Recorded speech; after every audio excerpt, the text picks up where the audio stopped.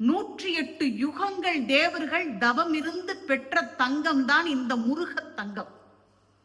தேவர்கள் துன்பப்பட்டார்கள் இல்லையா? சிவபெருமானிடத்துல போய் கேட்டாங்க, அப்பா பட்சி அப்படியே கொழுந்து விட்டு எரியுது இல்லையா, அந்த தீ மேல கூட ஒருத்தவன் நிம்மதியா உறங்கிறலாம். பார்க்கடல்ல தோன்றிய அந்த ஆலகாலம் அதை கூட மகிழ்ச்சியா உண்டுடலாம்.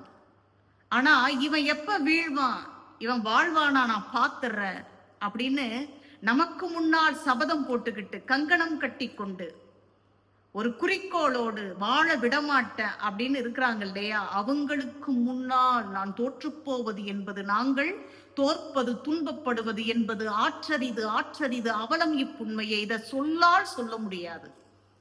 தேவர்கள் சொன்னார்கள்.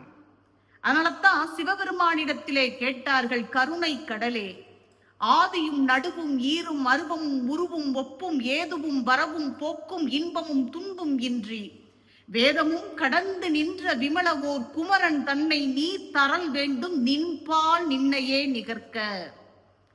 உன்னை போலவே ஒரு குமரன் வேண்டும் என்று தேவர்கள் வேண்டி பெற்ற தங்கம்தான் இந்த முருக தங்கம்.